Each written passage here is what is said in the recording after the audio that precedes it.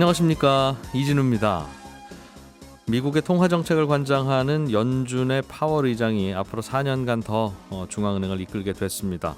파월 의장은 인플레이션 대응에 전력을 다하겠다고 밝혔는데요. 그럴 경우에 예상보다 빨리 금리를 올릴 수 있다는 관측이 또 시장에서 나오면서 주가도 그 예측의 영향을 받고 있습니다. 어제 우리 한국은행은 또 기준금리를 1%로 한 단계 더 인상하면서 사실상 제로금리 시대 0.몇 %의 기준금리를 갖고 있는 시대가 막을 내리게 됐죠. 오늘 센터뷰 시간에는 이런 이슈들이 시장에 미치는 영향에 대해서 좀 들어보겠습니다. 메르켈 총리가 떠나고 독일의 새 연립정부가 다음 달 출범을 앞두고 있습니다. 새 정부의 경제정책에도 또 관심이 커지고 있는데 오늘 글로벌 리포트 시간에는 이런저런 나라 밖의 경제 소식들 묶어서 또 들어보겠습니다. 손에 잡히는 경제 플러스 광고 듣고 시작합니다. 네, 세상에서 벌어지는 이런저런 뉴스들이 주식시장에는 어떤 영향을 주게 될지 이베스트 투자증권 윤지호 리서치센터장과 이야기 나눠봅니다. 어서 오세요. 네, 안녕하십니까. 파월 의장이 임기가 끝났는데 한 번 더 하기로 했나 봐요? 맞습니다.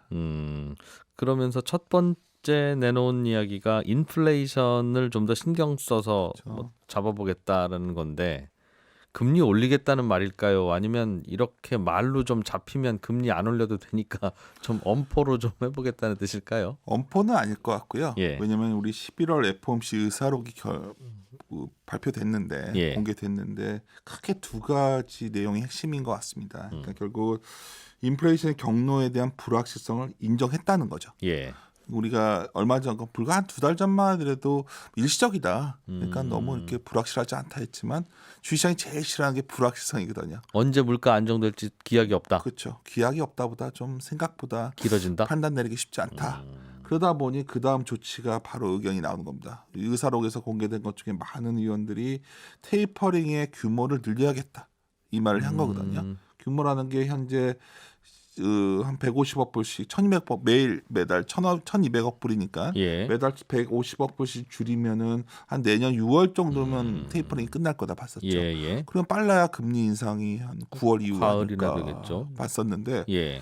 제 생각엔 12월 FOMC에서 한 월간 규모를 한 300억 불씩 올릴 수도 있다는 생각이 들고요. 수도꼭지 잠그는 속도를 좀 빠르게 하자. 왜냐하면 금리 인상을 하려면 예. 사전 조치가 필요하잖아요. 그 수도꼭지 잠궈야 그 다음부터 금리 그렇죠. 인상이죠. 이건 예. 다른 문제. 양적 완화, 양에 관한 거고 예. 사실 금리는 가격에 관한 거니까 음. 양적인 걸 먼저 조치를 취해야 되거든요. 네. 그래서 1분기 말에서 2분기 초면 이제 어느 정도 테이퍼링이 마무리되고 기준금리 인상이 좀 대비해야 되는 건이 좀 빨라지지 않겠나. 예. 이 정도에 대해서는 사실 시장이 반응을 했고요. 그래서 그날 굉장히 금리가 올라간다 내려간다보다 채권 시장의 변동성이 매우 빨라지고 커지고 있어요. 변동성이라면 금리가 오르는 쪽으로요, 아니면 아니요, 그냥 왔다 갔다가 커지는 거죠. 그래서 그렇죠. MOE 무브라는 그런 변동성 지표인데 이게 굉장히 올라오고 있기 때문에 보통 채권 시장 변동성이 커지고 나면 뭔가 사람들이 불안불안한 거거든요. 금리 전문가들도 잘 모르겠나 보네요. 모르겠는 거죠. 그러니까 그러다 보니까 이제 각국의 여러 가지 세민법이 달라지기 때문에 아마 이거에 대한 여러 가지 의견들이 나오면서 시장은 아무래도 좀 불안불안해하는 모습이 나오지 않을까 보고 있습니다.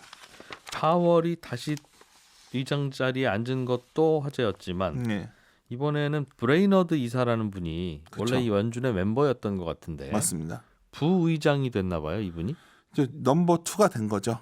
우리가 예. 원래는 랜달 퀴스란 분이 물러나 있기 때문에 부의장 중에서도 감독원 감독 담당 부의장이라는 게 있거든요. 예. 그거에 브레이너드가 되는 거 아니냐 얘기도 있었어요. 근데 예. 이제 어떤 경우가 됐던 간에 파월은 공화당이 임명했던 연준 의장이었고 예. 가장 중요한 거는 공화당과 민주당의 차이가 뭐냐? 연준의 입장에서 물론 통화 정책도 있겠지만 예. 규제에 대한 입장 차이가 매우 크거든요. 연준이 은행들을 규제하는 데 있어서 그렇죠. 그 관여가 되죠. 감독. 그래서 사실 민주당의 어떤 에드라비스 워런 같은 어떤 강경론자는 파월에 대해서 굉장히 비토했던 이유가 그 부분에 있었거든요. 사람이 물러 터져가지고 규제를 안 하려고 한다? 공화당 정책에 따른다는 거죠. 사건. 그래서 현재 연준에서 그 총 이사를 보면 그 바꿀 수 있는 사람들이 한 3명 남았어요. 이제 아마 민주당 쪽으로 다 바뀌어갈 거예요. 네. 그래서 시장에서 주목하는 부분은 오히려 브레이너드가 되면서 연준이 굉장히 이제 그 좀 규제에 대해서 입장이 더 강경하게 나가지 않을까 생각이 들고요. 또 하나는 이제 남은 민주당이 갖고 있는 연준 이사들 자리에 라파엘 보스텍이라는 분이 올라올 확률이 매우 높거든요. 라파엘 그분은 성향이 보스텍. 어떤 분이에요? 일단 민주당이 선호할 것 같은 게 흑인이기 때문에 임명할 것 같고 예. 굉장히 호키시한 분이죠. 호키시라면 금리 매파적, 올리는 거 그렇죠. 그런 좋아하는 분들이 분. 예. 그렇죠. 포석이 강화될 것 같아서 저는 규제 플러스 어떠면 금리 인상도 연동결된다 봅니다. 근데 여기서 보셔야 되는 게 아까 왜 규제가 왜 이렇게 저희가 신경을 쓰냐면 두 가지 때문이에요. 그러니까 지금 최근에 보면 유동성을 보강해주는 주체 중에 중앙은행도 있지만 네. 은행에 대한 규제가 약하다 보니까 대출을 좀 미국은 방만하게 해줬거든요. 예. 그러니까 일반 은행에서도 돈을 많이 풀어줬었죠. 그걸 우리나라는 금감원이나 금융위원회라는 그렇죠. 별도의 정보 조직이 컨트롤하는데 예. 미국은 중앙은행이 하나 봐요. 그걸 그냥 규제를 뭐 혼자 하는 건 아니지만 다 연동이 되어 있는 거죠. 그런 근데 권한이 좀 결국 더 있군요. 중앙은행이 어떤 스탠스를 가냐에 따라서 예. 이게 달라지겠죠. 근데 이제 중요한 거는 제가 보기에는 이제 굉장히 행보가 빨라질 것 같거든요. 그럼 여러 가지가 있을 겁니다. 그 전에 논의됐던 것 중에서는 은행이 좀 더 금액 자본을 쌓아놔야 된다 이런 것도 나올 수가 있고요. 그 말은 대출을 적극적으로 못 하겠네요. 그렇죠. 예. 그러니까 우리는 강제적으로 하지만 미국 같은 경우에 상당히 풀어줬었거든요. 예, 예. 그러니까 줄이겠죠. 두 번째는 또 하나 에자스 워런 같은 분들이 있고 여기에 연동되는 건 아니지만 규제 관련되면서 아마도 자사주 이슈들이 좀 나올 수도 있거든요. 그러니까 자사주를 기업들이 자사주 너무 많이 사지 너무 마라. 많이 사니까요.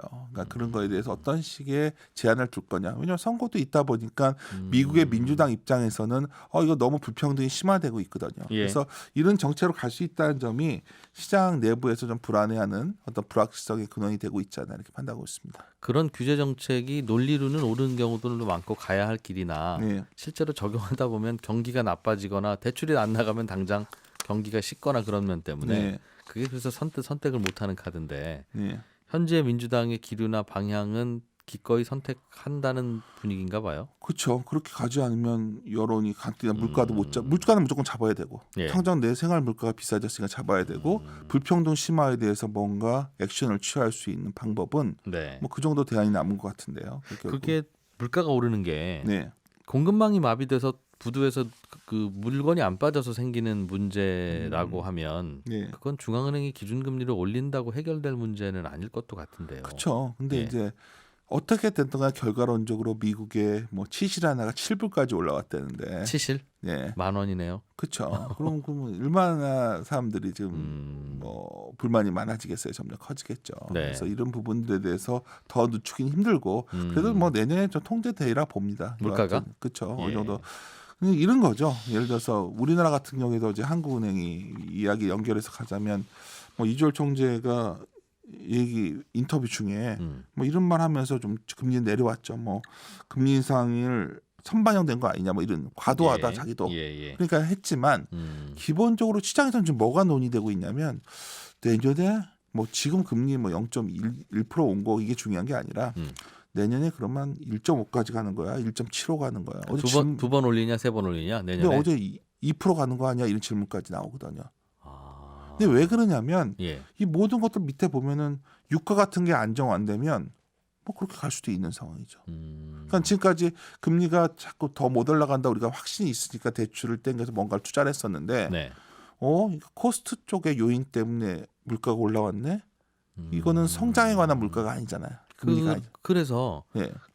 보통 그냥 경기가 뜨겁고 좋아서 네. 사람들이 다 대출 받으러 다니고 그래서 물가도 오르고 그러면 중앙은행이 금리를 올려서 대응하는 게 교과서로 네. 맞고 대응하겠구나라고 생각해야 되는데 지금은 뭔가 삐걱삐걱 그 공급망에서 문제가 생겨서 발생한 인플레이션이라 네. 금리 인상해서 잡으려고 할까? 그럼 괜찮나? 경기는 나빠질 텐데. 그래서 문제죠. 경기가 좋을 때 금리가 올라가면 불안하지가 않은데 예. 경기가 안 좋으면 그냥 올라가면 경기가 주춤할 것 같음에도 불구하고 물가를 잡아야 되니까. 그러니까 그 채권 시장에서 다 금융시장을 반영한 단기채 금리는 올라가는데 장기채 금리는 떨어지는 거죠. 이게 제일 안 좋은 모습이죠. 길게 보면 안 좋은 방향으로 흘러갈 거다. 경기가 안 좋은 거 아니냐. 근데 이렇게 말씀드리면 이게 비관적인 얘기를 들리실 수가 있는데 그런 게 아니라 예. 우울한 세상이 아니에요. 지금 제가 봤을 때는 너무나 코로나의 어떤 특수가 사라진 세상을 우리가 준비해야 되는데 예. 코로나 특수가 사라진 세상에서 물가가 좀 안정돼야 되지 않을까요?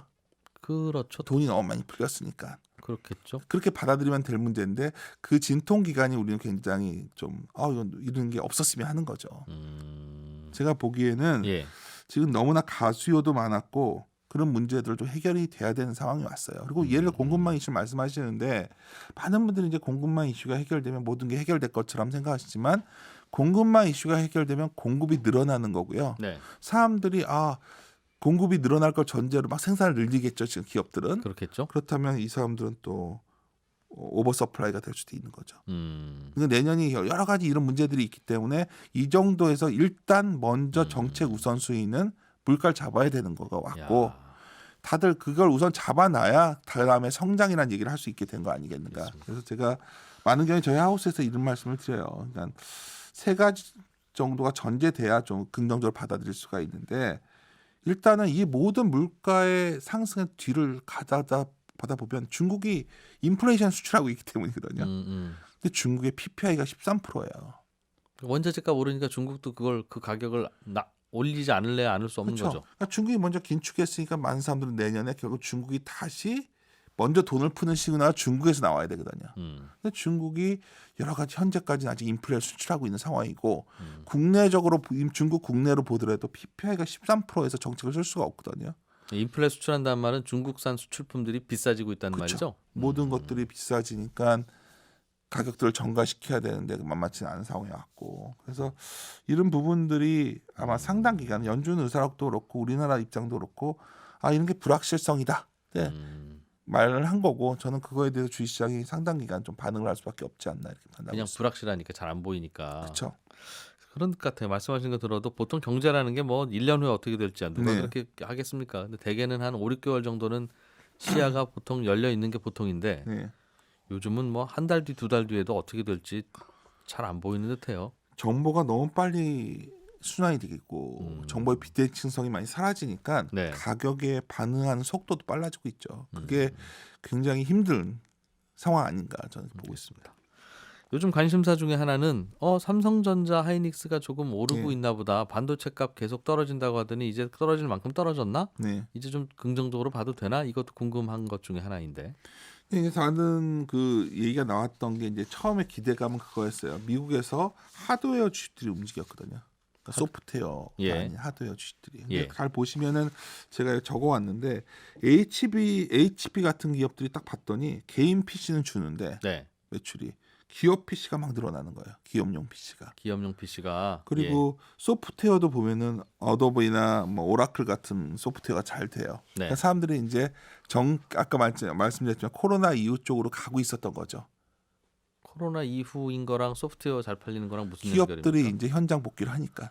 사무실에서 다시 사무실에서는 그러니까 개인용 PC 노트북 사는 게 아니라 기업용 PC도 사고 어도브도 사고 뭐 소프트웨어도 오라클도 돌아가고 하니까. 오랜만에 사무실 왔더니 PC가 왜 이렇게 잘 안 돌아가요? 낡았어요? 이런 그렇죠. 말입니까? 그래서 이제 최근에 보면은 빅테크 주식들은 좀 주춤한데 IT 하드웨어가 미국에서도 굉장히 강세였죠.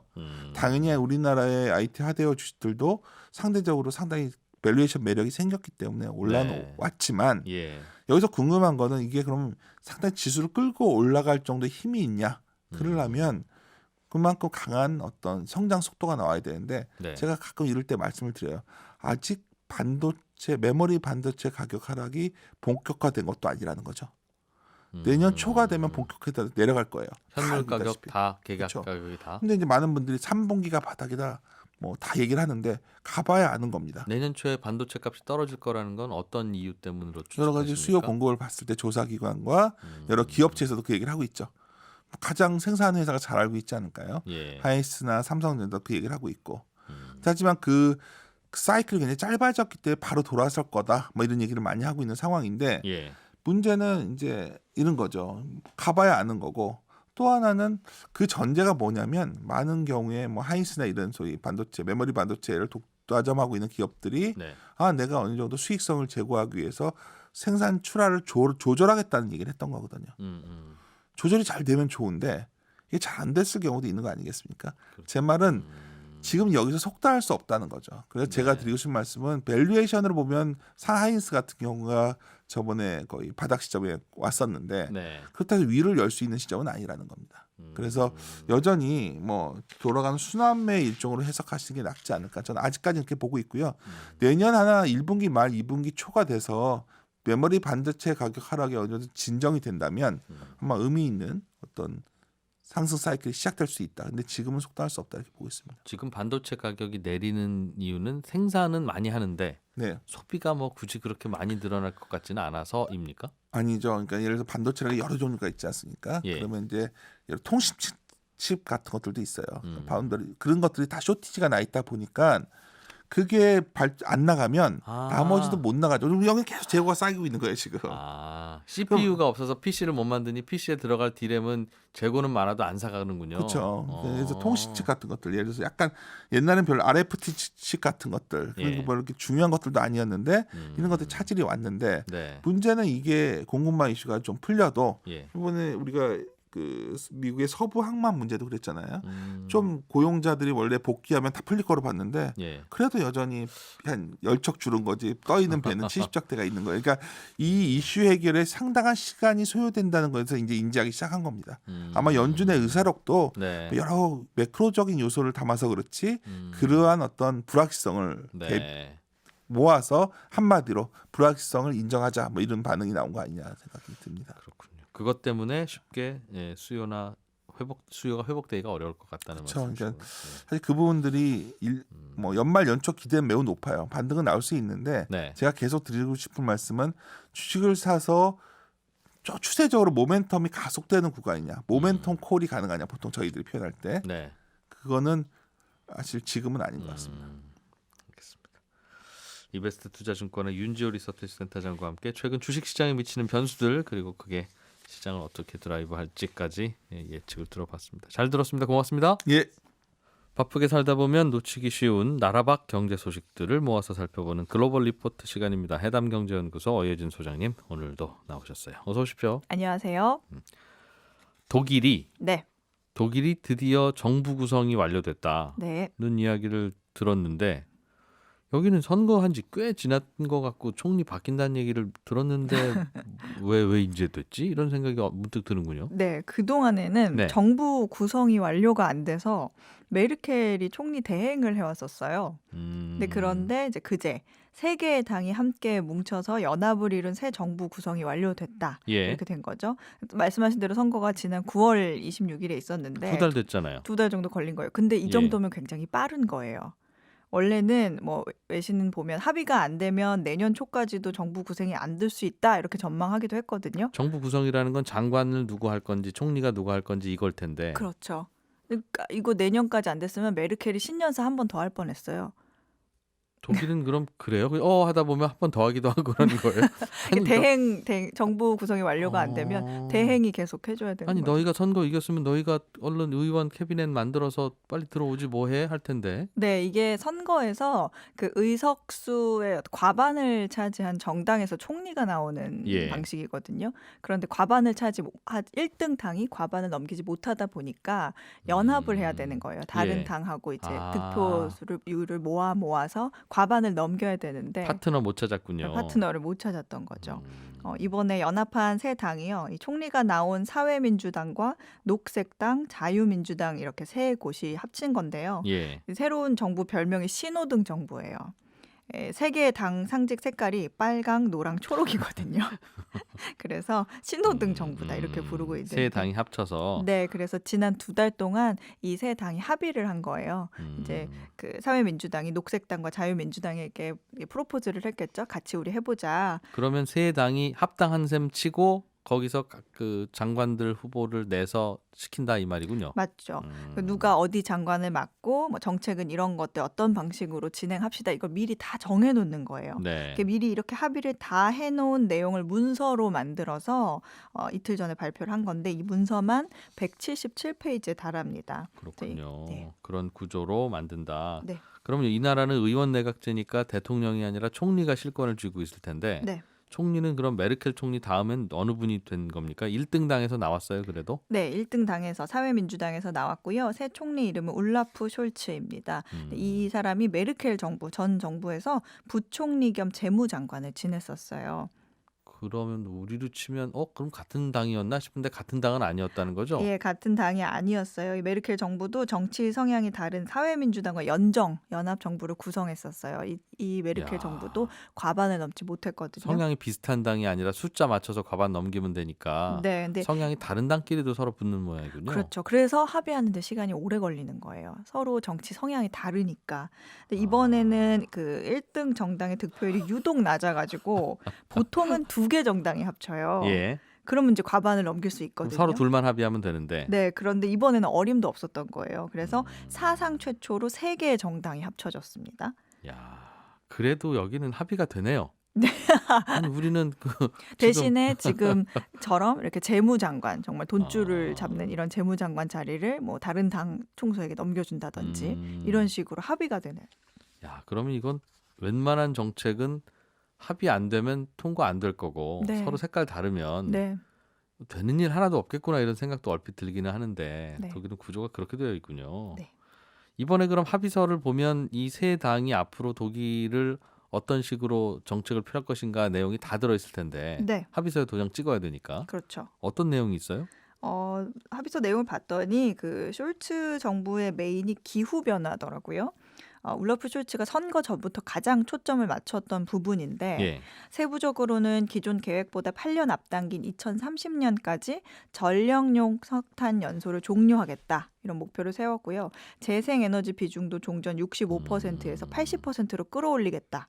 뭐 전기차도 대폭 늘리겠다. 이런 결정을 했는데 결정적으로 이 경제와 기후를 결합한 새로운 슈퍼 부처. 그러니까 실제로도 이런 표현을 했어요. 슈퍼 미니스트리라고 슈퍼 부처를 만들어서 이 녹색당 대표를 장관으로 앉혔습니다. 우리로 치면 뭐 기후경제부 이런 거 만들었나 봐요. 네. 어. 그리고 이제 우리 돈으로 한 3,000원이 넘는 최저임금 인상안도 들어있어요. 이 총리가 근로자 이익 보호에 관심이 되게 많아요. 그리고 독일도 지금 주택난이 심각해서 아파트 짓고 뭐 대도시 중심으로 임대료 상한제 실시하려는 계획도 보이고요. 건설 부처도 신설을 하고. 네. 그리고 또 하나 눈에 띄는 거는 유럽 경제 대국의 돈줄을 쥐는 어떤 재무장관 자리에 네. 이 총리와 정치 성향이 반대인 자유민주당 대표가 내정이 됐습니다. 근데 이 사람은 친기업 성향이 강해서 네. 세금 인상에도 좀 부정적이고 나라의 돈을 더 푸는 것도 좀 부정적인 사람이에요. 네. 그러니까 메르켈처럼 좀 엄격한 긴축의 예상 정책을 펴는 사람인데, 야, 총리는 왼쪽, 재무장관은 오른쪽. 네. 와. 그래서 총리 정당하고 녹색당 그 두 당은 부자 증세, 투자 확대, 뭐 국가 부채 규제 완화 이런 거 원하는 사람들인데 네. 재무장관이 그 반대 성향이니까 이런 부분에 아무래도 좀 제한이 생기겠죠. 그렇군요. 네.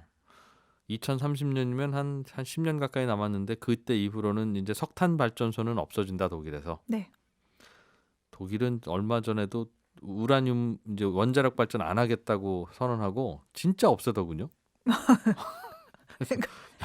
진짜 없애야죠. 안 하겠다고 하면. 하기야 그게 맞긴 맞는데 네. 대개는 그냥 일단 선언하고 네. 그리고 나서 그 계획은 없는데 보통 여기는 그래요. 아무튼 석탄 발전소도 이제 없앤다. 네. 알겠습니다. 독일 이야기는 그렇게 좀 정리를 하고 네. 러시아가 우크라이나를 침공할 거라는 뉴스가 엊그제 들리던데 네. 보통 침공은 기습이거나 아니 뉴스에 나고 침공을 하는 게 이게 뭔가 싶은 생각이 들더군요. 왜 하는지도 궁금한데 네. 이게 어떻게 또 뉴스에 먼저 나지? 이게 어떻게 침공인지 다 알려주고. 네, 그런 생각도 들어서요. 무슨 얘기입니까 이건? 이게 미국 정보당국이요. 러시아와 우크라이나 간의 전쟁 가능성을 언급을 했어요. 그러니까 요즘 러시아가 예비군까지 다 소집을 해서 약 10만 명에 이르는 병력을 우크라이나 국경 근처로 군대를 네. 모으고 있다. 예. 이러면서 그 우크라이나 아래쪽에 이 크림반도라고 있는데 여기와 러시아 국경, 그다음에 우크라이나 위에 있는 나라인 벨라루스 이런 곳을 통해서 우크라이나를 침공할 수 있다 이런 평가를 내린 거예요. 그래서 푸틴이 명령만 내리면 아마 내년 1, 2월쯤에는 바로 진격할 것 같다 이런 전망을 한 겁니다. 네. 그래서 뭐 어떤 얘기가 나오냐면 예전에 2014년에 그 러시아가 크림반도를 무력 점령했던 것처럼 또 그러는 거냐 이런 얘기가 나오는데 이 당시에 이 크림반도가 우크라이나 땅이었거든요. 예. 근데 여기에 러시아인이 60% 정도를 차지했었어요. 그래서 이 사람들이 러시아로 다시 귀속되고 싶다 하고 시위를 하니까 러시아가 자국민 보호를 내세워서 주민 투표를 해서 강제로 병합했던 일이 있었습니다. 우크라이나 이 나라가 옛날에는 뭐 같이 소련인 적도 있고 같이 러시아인 적도 있어서 맞습니다. 그래서 이 안에도 실제로 뭐 러시아인도 많이 살고 네. 삼촌은 러시아, 뭐 조카는 맞아요, 우크라이나 맞아요. 이렇게 사는 경우들이 많아서 네. 우리 그냥 러시아 할래요 하는 분들도 꽤 있다면서요. 네, 그게 나눠져 있어요. 친러시아, 친유럽 뭐 이런 식으로. 나라가. 네, 나라 안에서도. 알겠습니다. 러시아는 왜 갑자기 그런데 우크라이나를 점령 침공하려는 겁니까? 만약 그거라면. 제가 사실 외신들 정말 열심히 봤는데 음. 러시아의 정확한 속내가 무엇인지는 명확하게 나온 게 없어요. 네. 그런데 일단 푸틴은 이런 얘기가 나오니까 우리 그런 거 아니야. 미국 쟤네 지금 뭐 히스테리 부리는 거야 라면서 부정을 하고 있어요. 예. 근데 다만 1991년 구소련에서부터 독립한 그 우크라이나를 러시아가 다시 병합하려 하기 때문이다라는 추측이 가능합니다. 러시아는 원래부터 우크라이나가 자기 땅이었다고 생각을 해요. 그러니까 예. 이거는 너무 잘 알려진 사실이라서 이런 생각이 있지 않을까, 배경이 되지 않았을까 원래 생각하고. 러시아는 우크라이나 집어삼키고 싶어했어. 네. 왜냐하면 우크라이나가요, 그 러시아와 유럽의 중간 위치에 있거든요. 예. 그래서 구소련 시절부터 지정학적으로 상당히 중요한 곳이에요. 구소련 시절에 소련 전체 식량의 절반을 여기에서 농사 지었을 정도로 좋은 환경을 가지고 있어요. 우크라이나가. 네, 이 전체 땅의 거의 절반 가까이에 그 깔린 흑토, 검정색 흑토 덕분인데. 러시아의 전라도군요. 우크라이나. 네. 근데 이게 비료가 필요 없고 심기만 해도 잘 자라고 심지어는 안 심어도 자란다라는 농담도 할 만큼 축복을 받은 흙이에요. 네네. 농사가 잘 되니까 이웃 나라들이 다 가지려고 이제 틈만 나면 침략을 했었습니다. 예. 그리고 이제 가스관도 여기서 또 얘기가 나와요.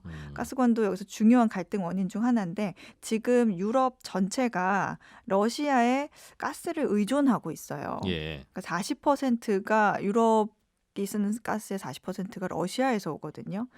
근데 이 가스에 지금 적지 않은 양이 우크라이나를 거쳐서 유럽으로 갑니다. 중간에 있으니까. 그 관이 네. 러시아에서 유럽 가려면 우크라이나 지나야 되니까. 그러니까. 예.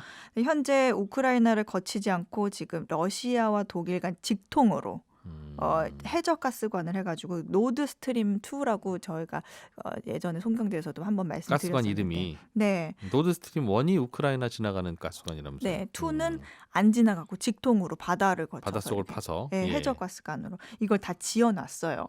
그런데 러시아가 자꾸 뭐 위협도 하고 이렇게 이런 말썽을 자꾸 부리니까 독일이 지금 승인 심사를 하다가 멈춘 상태예요. 네. 예, 그래서 우크라이나는 사실 이렇게 직통 가스관이 생기면 통행료를 못 받잖아요. 그동안에는 우리나라 지나가면서 통행료도 받고 가스관을 잠그네 마네 이렇게 위협도 할 수 있고 했는데 경제적으로 손해를 보겠죠. 그래서 절대 반대 이렇게 외치고 있고 다른 국가들, 유럽에 있는 국가들도 마찬가지예요. 예. 이런 식으로 직통 가스관이 생기면 러시아 영향력이 강해지니까 네. 좀 우려스러운 거죠. 반대하고 있어요. 우크라이나는 그냥 우리 지나는 가스관 계속 써라. 네. 우리가 통행 좀 받게. 그런 얘기고. 우크라이나가 밸브 잠그면 골치 아파지는 독일은 러시아로부터 직수입하고 싶고. 네. 근데 지금 러시아가 우크라이나 지나는 가스관에서 이제 추가 물량을 계속 보내는 계약을 예. 체결하지 않고 있다 이런 얘기가 있죠. 우크라이나는 그냥 그럼 러시아군이 넘어오면 우리는 점령 당하나 보다 이렇게 생각하고 있는 거예요?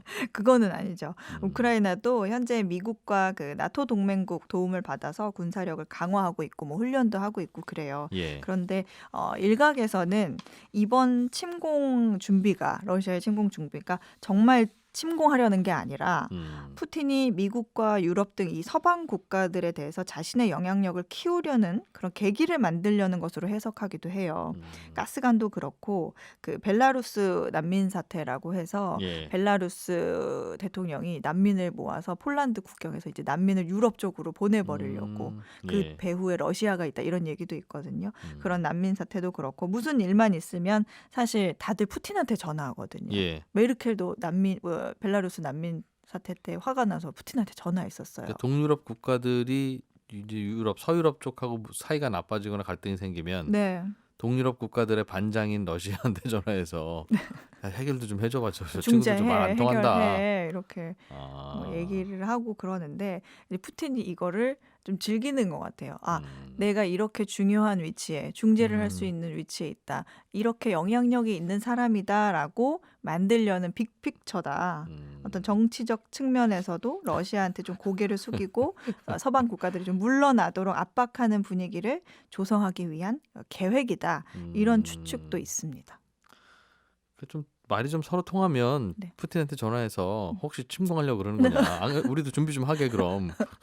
그럼 기다 아니다 하면서 말을 해주면 좋을 텐데 말씀하셨듯이 2014년에 크림반도 점령할 때도 그냥 군대가 와서 자 나가 이제 여기 우리 땅이야 그랬다면서요? 그렇습니다. 이거 참 21세기에도 똑같은 거 보면 미국 이야기를 좀 해보죠. 네. 미국에서는 코로나 때문에 부모님하고 함께 사는 이제 어른들, 네. 젊은 성인들 네. 예전 같으면 당연히 독립했어야 되는 그런 그 젊은이들이 많아졌다. 네. 이런 기사가 나왔던데 맞습니다. 부모님하고 함께 사는 게 미국은 이상한 건가 봐요. 네, 이 미국은요 보통 이게 땅이 너무 넓으니까 네. 뭐 대학을 가면서 아니면 또 뭐 취업을 하면서 부모로부터 독립하는 게 일반적입니다. 같은 도시에 살아도 사실 그 따로 사는 게 이상하지 않거든요. 예. 그래서 젊은 성인이 부모와 같이 산다 이렇게 얘기하면 어머 쟤는 뭔가 능력이 없나 봐. 아니면 쟤는 뭔가 마마보이인가 봐. 라고 생각하고 좀 비웃는 경향이 있어요. 예. 보통 이제 동양인 이민자들 같은 경우에는 이제 부모님과 함께 사는 뭐 다세대 네. 생활을 하는 경우가 많은데 이걸 제외하면은 무조건 거의 대학 입학과 동시에 독립입니다. 근데 지난 9월 기준으로 만 18세에서 29세 사이의 미국인 중에 예. 43%가 부모님 또는 조부모님과 함께 살고 있다는 통계가 나왔어요. 한창 코로나가 심각했던 2020년 6월에는 50% 정도가 부모님과 함께 살았다고 합니다. 네. 그 이후에는 조금 하락하는 추세지만 네. 이것도 43%도 여전히 높은 수준이다. 1940년대 이후에 최고치라고 합니다.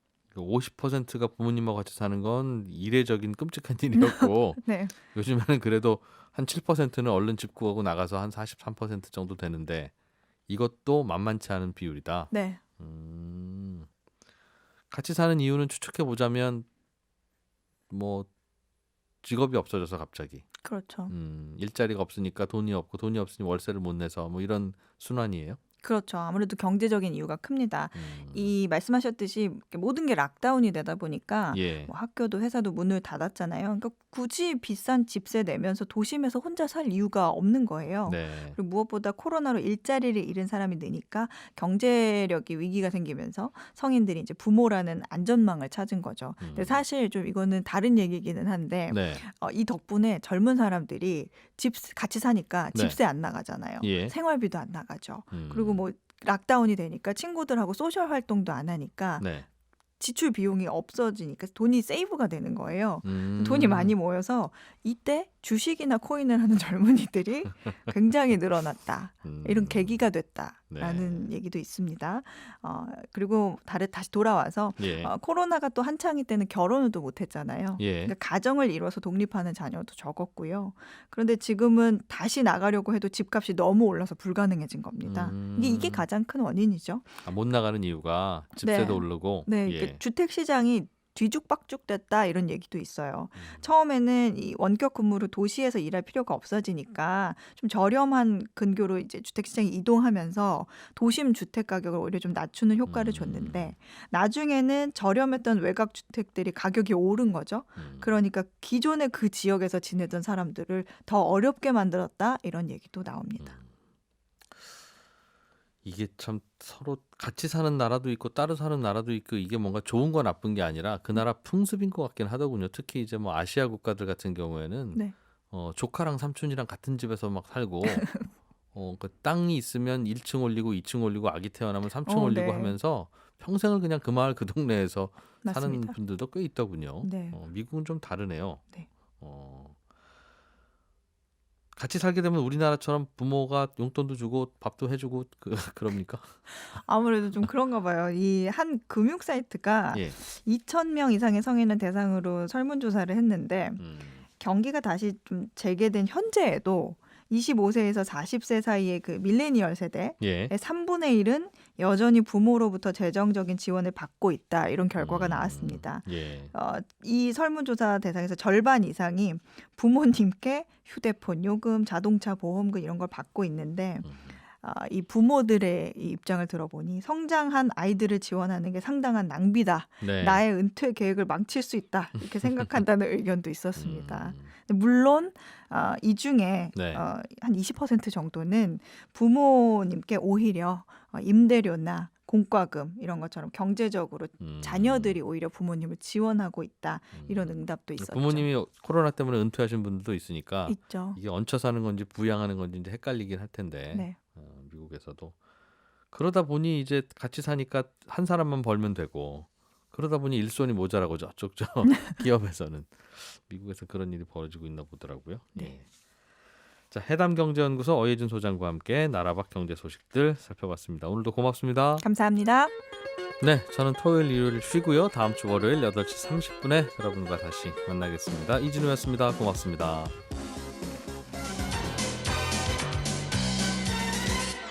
더 깊고 더 재미있는 경제 이야기. 이진우의 손에 잡히는 경제 플러스.